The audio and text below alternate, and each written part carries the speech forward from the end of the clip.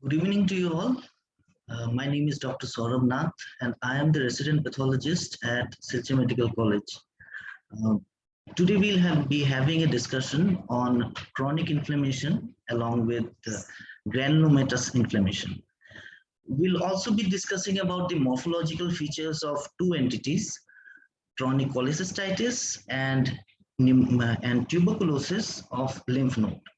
So now we shall start, and now I'll be sharing my screen.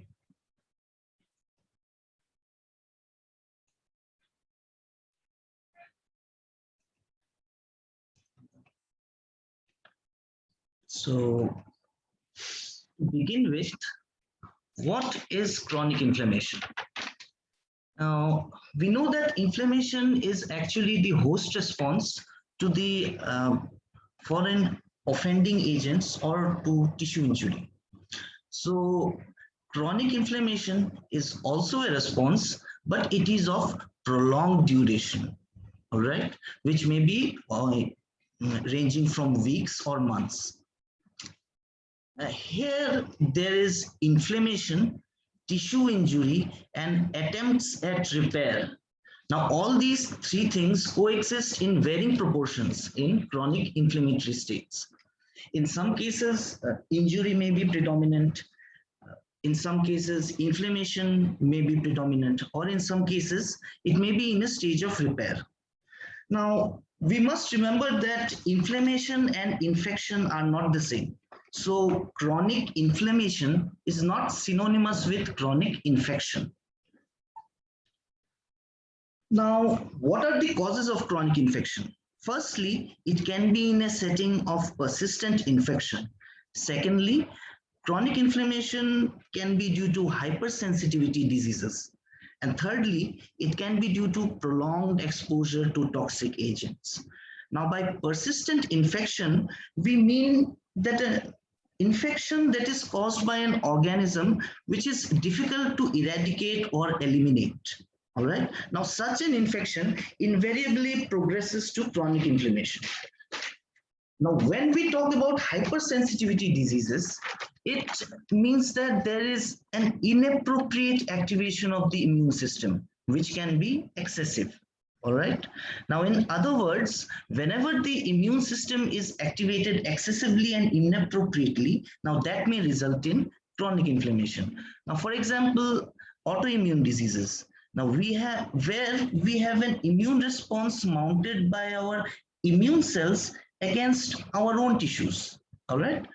Now, also, if there is an unregulated immune response, particularly against some microbes, then that can lead to chronic inflammation. The most common example of this is inflammatory bowel disease, which comprises of ulcerative colitis and Crohn's disease. All right. Now, exposure to toxic agents.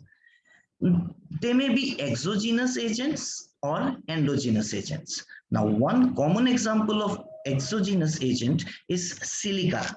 Silica is a dust particle which is frequently encountered everywhere around us. Now, prolonged exposure to silica causes silicosis, which is an occupational lung disease. Now, it is an example of pneumoconiosis. Now, other types of pneumoconiosis include asbestosis and poll workers pneumoconiosis. Now, one example of endogenous agent is cholesterol. Now, which we know is a product of normal fat metabolism. So anything in excess, even if it is normal, can result in cell injury. Thus, excess of cholesterol may lead to atherosclerosis, now, where the inflammation may also be a predominant factor. All right. Next, we come to the morphological features of chronic inflammation. Now, if we recall in our previous discussion about acute inflammation, we learned that in acute inflammation, we find vascular changes. And because of the increased vascular permeability, we get edema, right? Now, the most common cells found in acute inflammation are the neutrophils. So in chronic inflammation, as discussed earlier, there is inflammation, tissue injury, and attempts at repair in varying proportions. Morphologically also, all these features can be seen. By inflammation, we mean that there is infiltration with mononuclear cells. Now, in contrast to neutrophils in acute inflammation, in chronic inflammation, the cells involved are the macrophages, lymphocytes, plasma cells, mast cells, and eosinophils in some cases. Now, if the injurious agent is persistent, then that can result in tissue injury. All right. And at the same time, the damaged tissue can be replaced by connective tissue for the support of the damaged tissue. Now, this is brought about by two processes: angiogenesis, that is proliferation of the blood vessels, and fibrosis, that is the deposition of fibrous tissue due to proliferation of fibroblasts. All right. Now, chronic inflammation is of two main types: non-specific and granulomatous. Now, when the offending agent produces a non-specific chronic inflammatory reaction with formation of granulation tissue and healing by fibrosis, then it is called as chronic non-specific inflammation. All right. So there is a non-specific inflammatory reaction where there is formation of granulation tissue and there is healing by fibrosis. So one of the example of chronic non-specific inflammation is chronic cholecystitis. All right. Now, what does cholecystitis mean? Cholecystitis means inflammation of the gallbladder. Now, it can be acute, or it can be chronic, or it can be accused superimposed on chronic. All right. Now, though we will concentrate mainly on chronic cholecystitis in this session, just remember that acute cholecystitis presents as a surgical emergency, and it usually begins with obstruction, which is later followed by infection. Okay. Now, coming to chronic cholecystitis is the most common form of gallbladder diseases, and it can occur due to repeated attacks of acute cholecystitis. Now, generally, the patient of chronic cholecystitis is fat, fertile, female of 40 or 50 years. All right. So there are 4 Fs. Remember 4 Fs: fatty, fertile, female in their 40s or 50s. All right. Now, the patient usually presents with abdominal discomfort, nausea, and a constant dull aching pain in their right hypochondrium and epigastrium. Now, on examination, there is tenderness over the right upper abdomen. Now, chronic cholecystitis is always associated with gallstones. Now, talking about gallbladder stones, they are usually formed from the constituents of the bile, mainly cholesterol, bile pigment, and calcium salts. Now, there are 3 types of gallstones: pure gallstones, which is composed of a single component. Now, these may be pure cholesterol stones, pigment stones, and calcium carbonate stones. Number 2, we've got mixed gallstone. Now, mixed gallstones are the most common type of gallstones, comprising of 80%. All right. Now, they contain cholesterol, bile pigment, and calcium carbonate in varying proportions. So this is why they are called as mixed gallstones, and they are the most common ones which we encounter. Now, the third type is combined gallstones. Now, combined gallstones is it accounts for about 10% of the gallstones. All right, where there is a central nucleus. The central nucleus is it may be pure gallstone with an outer shell of mixed gallstone, or there is a mixed gallstone nucleus along with the shell of a pure gallstone. All right, so there is the shell may be of the nucleus may be of pure gallstone, and the shell may be of mixed gallstone, or vice versa. All right. Now, coming to the morphology of chronic cholecystitis, grossly the gallbladder can be of normal size, or it can be distended or enlarged, or it can be shrunken. Okay, but most often it is shrunken. Usually it will have a thick wall, but it can be thin as well. Usually the serosal surface is smooth and shiny, but in some cases it can be dull. Now this variation in the gross appearance, it is a reflection of the differences in the degree of inflammation and fibrosis, as we already discussed that in inflammation and fibrosis, they go hand in hand. Varying degrees of inflammation and fibrosis leads to this variation in the gross appearances. Now, most often, gallbladder stones are seen in the lumen of the gallbladder. Now, as we can see, this is a cut open specimen of gallbladder with chronic cholecystitis and cholesterol cholelithiasis. We can see that the wall of the gallbladder is thickened and the lumen contains a single large oval yellow-white gallstone. Okay. Now, microscopically, there is predominantly a mononuclear cell infiltrate in the laminopropria, which can extend to the muscularis and the subserosa. All right. So there may be mononuclear cells, the chronic inflammatory cells, which may involve the lamina propria, as well as in some cases, it may extend to the muscularis layer, and below that, the subserosa. All right. By now, the cells, the mononuclear cells, which usually are involved, these are the lymphocytes, plasma cells, and macrophages. All right. Now, secondly, there should also be fibrosis or metaplastic changes may or may not be present. Now, another common and important microscopic feature in a chronic cholecystitis is the presence of outpouchings. You can see there, right?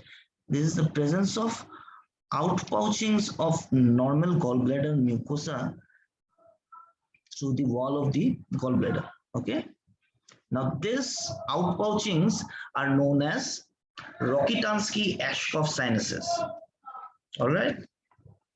Now, this is the microscopic images, okay, of chronic cholecystitis. Now here we see the subserosa.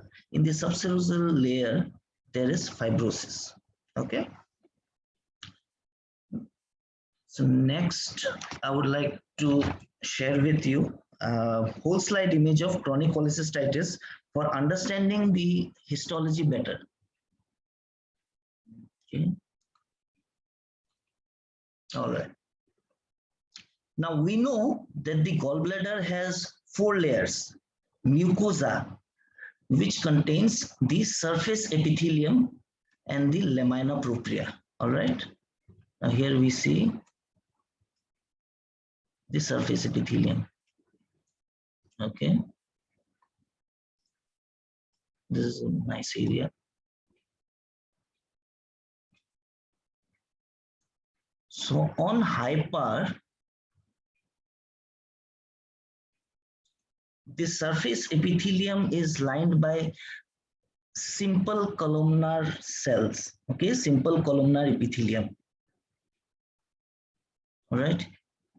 This is the classic example of simple columnar epithelium, where we can see that the nuclei are nicely lined up at the base. Okay. It overlies the lamina propria. All right. Now, so we must remember that in the gallbladder, we don't have the muscularis mucosa and the submucosa. All right. So just below the lamina propria, we have the muscularis propria, or the muscular layer, right, where the smooth muscle bundles are loosely arranged, as you can see over there. Okay. Now here we see that the wall of the gallbladder is associated with fibromuscular hyperplasia. All right.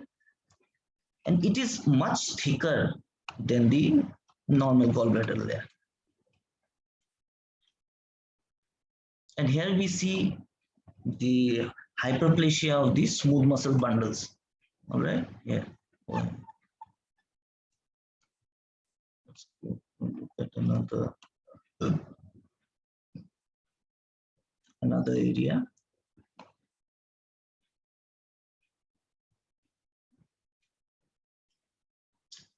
is taking some time to load. Okay. So this is the smooth muscle hyperplasia. Now this is the result of chronic irritation. All right. Now in some areas over here, we see that the superficial epithelium, it is eroded. All right.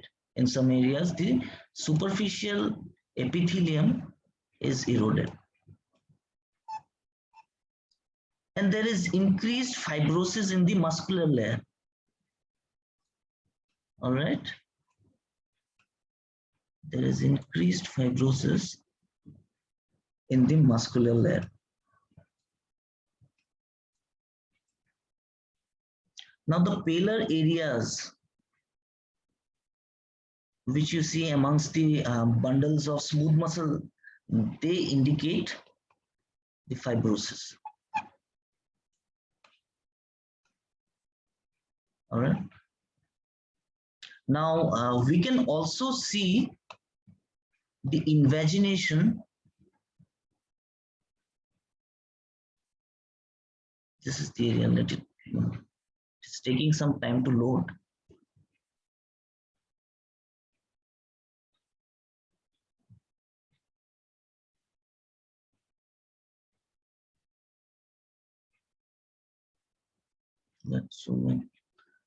So this is the invagination of the mucosa going into the muscular wall. All right. This is the example of a Rokitansky-Ashkoff sinus. All right. So this is the invagination which is going onto the muscular wall. All right. And this is like a diverticulum or a herniation of the surface epithelium into the wall of the gallbladder. Now here we see the smooth muscle cells of the muscular propria, muscularis propria. Okay, so the sinus goes into the perimuscular connective tissue of the gallbladder. Now also here we can see that there is chronic inflammatory infiltration, all right, which is predominantly composed of lymphocytes and plasma cells. And in some cases, macrophages may also be present. Predominantly involves the lamina propria. In some cases, it may also involve the muscularis and the submucosa. All right.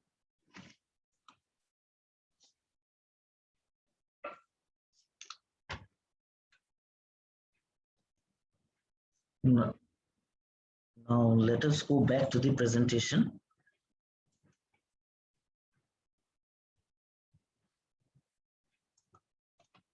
All right.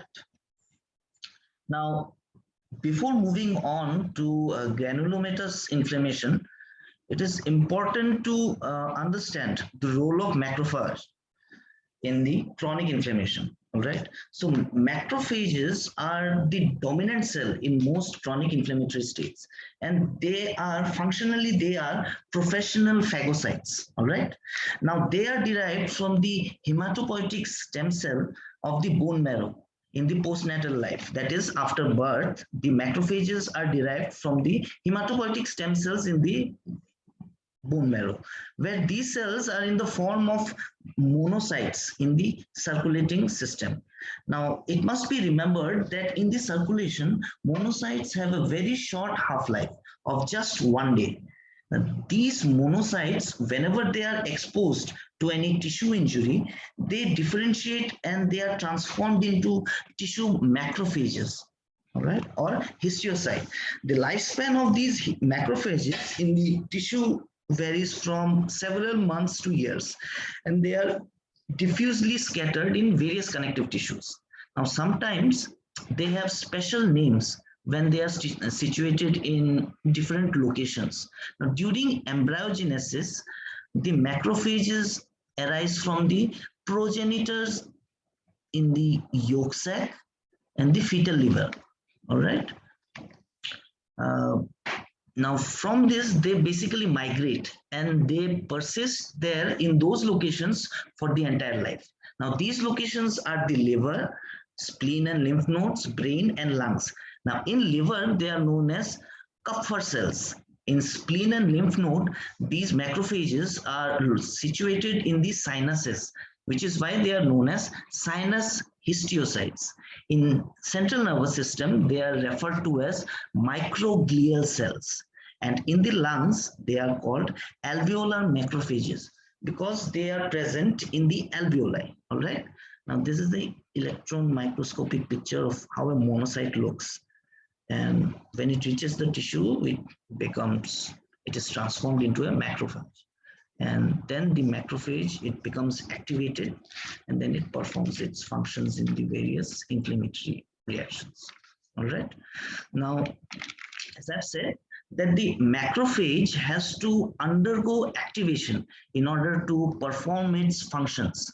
Now, what are the ways in which the macrophages can be activated? Now, macrophages can be activated in two different pathways. All right. Or there are two types of activation. One such type of activation is brought about by microbial products, all right? Microbial products, interferon gamma, and various foreign body substances such as crystal, talc, or etc. Now, this pathway is referred to as the classical activation pathway, or M1. All right. Now, another important activation pathway is brought about by interleukin 13 and interleukin 4, which are produced by the T lymphocytes. All right. Now, this is referred to as the alternate pathway, or M2. Now, in classical pathway, the main function of these activated macrophages is to eradicate or kill the microbial products. All right. That's why they are predominantly microbicidal. Now, in this process, they also induce inflammation. Okay. So, microbicidal action and induction of inflammation are the most important functions of the macrophages which are activated by the classical pathway. Now, this microbicidal action is brought about by the reactive oxygen species, nitric oxide, and various lysosomal enzymes which are released by this activated macrophages. Now, they also release various cytokines such as interleukin 1, interleukin 12, interleukin 23 that bring about inflammation at the site of injury. Okay. Now, in contrast to these actions by the macrophages which are activated by the classical pathway, the activated macrophages in the alternate pathway, they have a different role. Now, they are anti-inflammatory in nature, and they also help in tissue repair and fibrosis. Now, this is brought about by interleukin 10 and TGF beta, which are basically anti-inflammatory. All right. And they also release, these activated macrophages, they also release various growth factors, okay, which helps in the tissue repair and fibrosis. Now, granulomatous inflammation. Granulomatous inflammation is a specialized type of chronic inflammation. Okay, it occurs when the chronic inflammatory response cannot get rid of the offending agent, or it cannot eliminate the injurious agent. Okay, now granuloma is defined as a circumscribed tiny lesion. Okay, a circumscribed tiny lesion composed predominantly of a collection of modified macrophages, which are called as epithelioid cells, and rimmed at the periphery by lymphocytes. Now, sometimes there may be multinucleated giant cells and fibroblasts as well. All right. In parasitic infections, eosinophils may also be present. Now, here is a diagram which shows the arrangement of a granuloma. Okay, and we see that there is migration of monocytes from the blood vessel to the site of injury. Okay, by the process of chemotaxis. Now, this is brought about by various chemotactic mediators. Now, the monocytes come into the site of tissue injury, and they are now called macrophages. Okay. Now they become activated by the persisting offending agent, for example, the Mycobacterium tuberculosis bacilli, and they get converted into a special type of macrophage. Now this activated macrophage assumes a different shape, as you can see here. All right. Now this activated macrophages, they will have a different shape. What happens is that the nucleus, it becomes elongated and the amount of cytoplasm, it increases. Now this is known as an epithelioid histiocyte. Why? Now why do we call these activated macrophages epithelioid cells? Firstly, because they look like epithelial cells, all right? And secondly, these cells, they also have tight junctions. Now, because of these tight junctions, they are able to be together in close approximation with each other and thereby forming a granuloma. All right. Now, the major cell type in a granuloma is an epithelioid cell, which I've already discussed. Now, they have a pale eosinophilic cytoplasm, dispersed nuclear chromatin, elongated nucleus, which resembles the shape of the sole of a slipper, or it resembles the shape of a footprint. All right. Now these epithelioid histiocytes, they have less phagocytic ability than the macrophages. However, they have enhanced secretory ability and more microbial killing ability than the macrophages. All right. Now, granulomatous inflammation, they cause more tissue destruction than usual chronic inflammation due to the increased microbial killing ability, all right, of the epithelioid cells. Now, multinucleated giant cells, these are formed by the fusion of the epithelioid cells. Now, Langerhans giant cell have their nuclei arranged at the periphery of the cell, all right. Here you can see that the nuclei are arranged at the periphery of the cell, resembling a horseshoe. All right. Now, this is typically seen in tuberculosis. Foreign body giant cell, they have a randomly arranged nuclei. Okay, and these usually occur in foreign body granuloma. All right. Now, there are two types of granuloma according to their pathogenesis: foreign body granuloma and immune granuloma. Now, foreign body granulomas, they occur when the offending agent, they cannot be phagocytosed by a single macrophage. All right. And it usually occurs against the materials such as talc, suture, or other types of fibers. Now, there is no immune response in foreign body granuloma. The foreign body can be identified at the center of the granuloma. All right. Now, immune granuloma, they occur when the offending agent is poorly degradable. In this case, in these types of granuloma, the macrophages, they engulf the bacterial antigen. Let's say that this is a bacterial antigen, and the macrophage, it engulfs the bacterial antigen. It processes the antigen. All right, it processes them, and then it presents them to the T lymphocytes. All right. Now, this is recognized by the T lymphocytes, and this in response secretes the T lymphocytes. They, after recognizing the antigen, they release cytokines. All right. Now, they release cytokines which will help to digest the foreign agent, and these cytokines will again activate more and more T cells. Okay. And the activated T cells, they also secrete gamma interferon or interferon gamma, which we've already discussed. It helps in activation of more and more macrophages. Okay. Now, there are three main morphological patterns of granulomatous inflammation. In caseating granuloma, the center of the granuloma undergoes caseous types of necrosis, commonly seen in tuberculosis. All right. In non-caseating granuloma, there is no central necrosis. This is usually seen in sarcoidosis, leprosy, and Crohn's disease, which is a type of inflammatory bowel disease. In suppurative granuloma, this center shows suppurative necrosis with collection of neutrophils.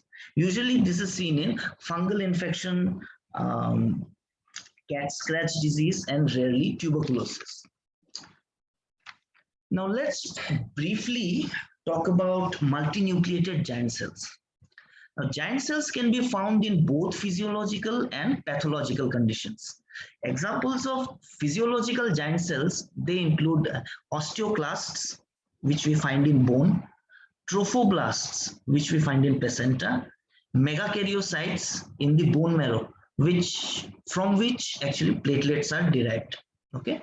Now, in pathological conditions, multinucleated giant cells may be seen in chronic inflammation, where the macrophages fail to deal with the offending agent, which is to be eliminated. So they fuse together and they form multinucleated giant cells. So first is foreign body giant cell. Now these contain numerous nuclei which are uniform in size and shape, all right, and they resemble the nuclei of the macrophages. Now the nuclei are scattered throughout the cytoplasm, and they are usually seen in chronic infective granulomas, leprosy, tuberculosis, and foreign body granulomas. All right. Next, Langerhans giant cell. All right. So Langerhans giant cells, their nuclei resemble those of macrophages and epithelioid cells, and they are either arranged around the periphery like a horseshoe. All right. They are arranged in the periphery like a horseshoe, or the nuclei are clustered at the two poles of the giant cell, as we can see over here. So this is usually seen in tuberculosis and sarcoidosis. As we can see here, the nuclei, these are arranged periphery in the shape of a horseshoe. Sometimes it may resemble the shape of a ring as well. All right. Next, we come to Touton's giant cell. Touton's giant cell are seen usually in lesions with very high lipid content, such as fat necrosis, xanthoma, xanthelasma, and xanthogranuloma. Now, they contain a ring of nuclei. All right, they contain a ring of nuclei surrounding a central homogeneous eosinophilic cytoplasm, while the cytoplasm near the periphery is pale and foamy. All right, as you can see over there, there is a ring of nuclei, and the cytoplasm at the center is pink, homogeneous, eosinophilic. All right, and the cytoplasm at the periphery is pale and foamy. All right. Again, we also have in cases of rheumatic heart disease, where we get rheumatic nodule in the heart, there we can see Ashkoff giant cells, which are actually derived from the cardiac histiocytes. Okay, we can also see multinucleated giant cells in viral infections like herpes virus infection and in measles. Okay. Next, morphologically distinct giant cells can also be seen in some tumors. Okay, so anaplastic tumor giant cell, they are larger. Okay, they are larger in size. They have numerous nuclei which are hyperchromatic or darkly staining. Okay, as you can see there, these nuclei they look pleomorphic. Okay, they vary in size and shape. All right, and these are very darkly staining, hyperchromatic. Now, these anaplastic tumor giant cells, these are usually formed from dividing nuclei of the neoplastic cells. Okay. Now, this can be seen in carcinoma of liver, in high-grade soft tissue sarcomas. All right. Next, we come to Reed-Sternberg cells. Now, Reed-Sternberg cell, this is also a malignant tumor giant cell, which is either multinucleate or they have a bilobed nucleus.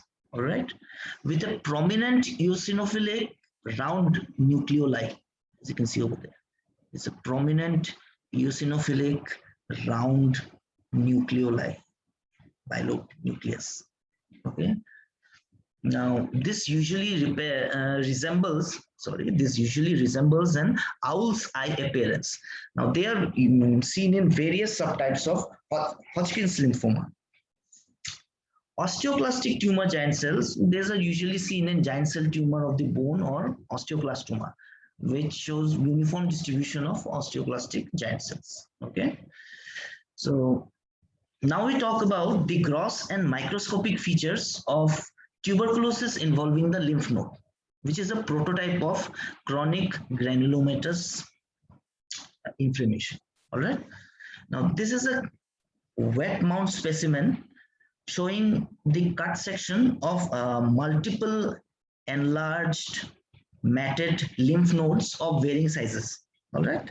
Now the lymph nodes are grayish white in color, and they have white cheesy areas of caseating necrosis, which are indicated by these arrows. All right. Now this caseous necrosis under the microscope, all right, this under the microscope, they have an amorphous look. Amorphous meaning it doesn't have any morphology. It doesn't have any structure. All right. And it is eosinophilic because it is brightly pink in color. So caseous necrosis is described as amorphous, structureless, eosinophilic granular dendritic material with complete loss of cellular details. Okay, there is complete loss of cellular details. Now this is in contrast to coagulative necrosis, where even if the cell is dead, we can easily make out the outline of the cell, which we don't find in caseous necrosis. Now let us go through a whole slide image of tubercular lymphadenitis, or TB of the lymph node.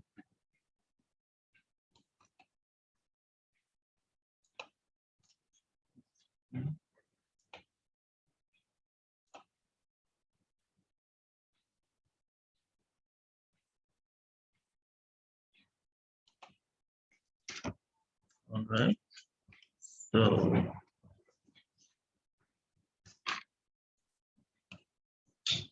So here we see the tuberculosis of the lymph node, now which is characterized by multiple granulomas with caseating necrosis. You can see these confluent areas of caseous necrosis. Okay. Now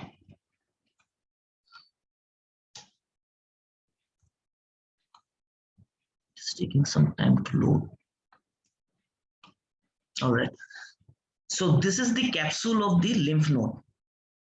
Okay. This is the capsule of the lymph node. And we can identify the residual lymph node tissue. Okay. Where there are some residual follicles, lymph node follicles, okay, with germinal centers as well.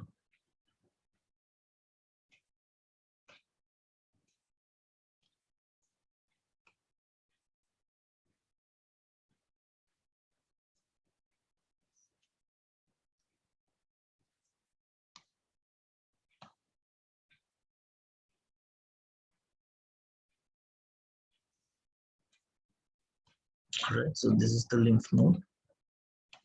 This is the follicle. This is the normal lymphoid follicle. Okay. But what we see is that the rest of the lymph node, the majority of the lymph node tissue, it is infiltrated with granulomas with caseous necrosis. Okay. Now this is called caseous necrosis or cheese-like necrosis. Okay. Now this is so because it resembles cottage cheese in gross examination. Now in HIPAR, we don't see any cellular details, or we don't see any nucleus, but sorry, there are some small blue dots. Now these small blue dots, these are remnants of chromatin which is sprinkled. Now this is made up of the destroyed nucleus. which has undergone caseous necrosis. All right. Now, around this caseous necrosis,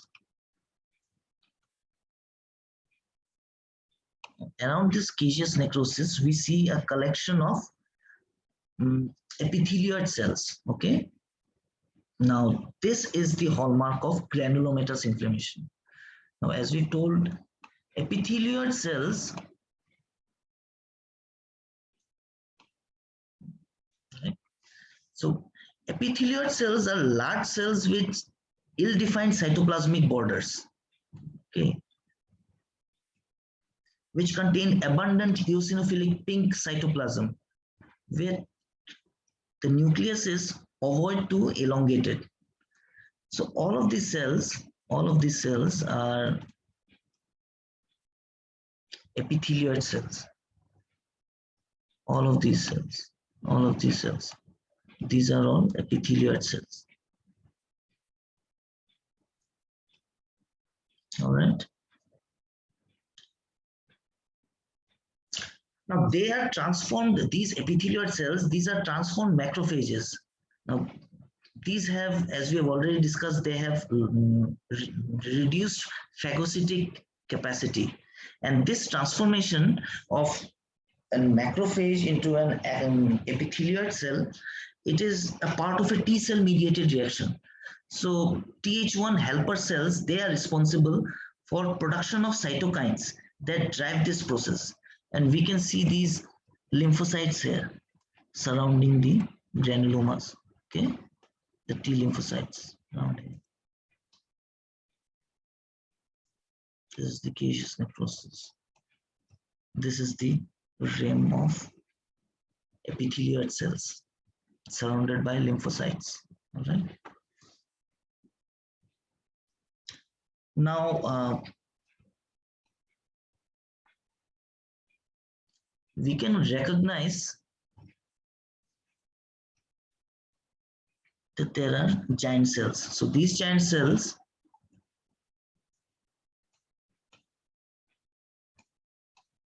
these are formed by the fusion of the epithelioid cells. All right.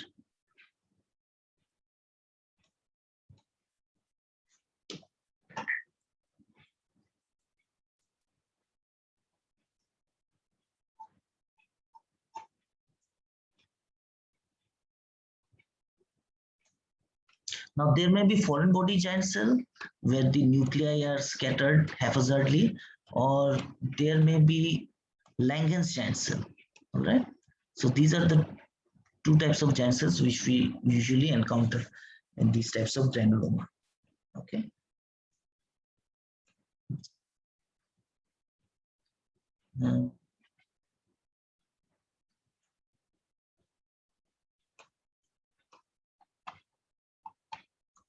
So, as we can see here, this is the caseous necrosis. These are the collection of epithelioid cells. All right. Now, the collection of epithelioid cells is what we need to call a granuloma. Multinucleated giant cells may or may not be present. Necrosis may or may not be present. What actually matters to us is the collection of epithelioid cells. All right. Now, surrounding these epithelioid cells, we see that there are lymphocytes. Okay. Now, with the passage of time, we see that there are some fibroblasts. All right. We see that there are some fibroblasts which produce collagen. Now, these fibroblasts, they try to they try to contain the mycobacterium which is inside the granulomas. All right. All of these are granulomas.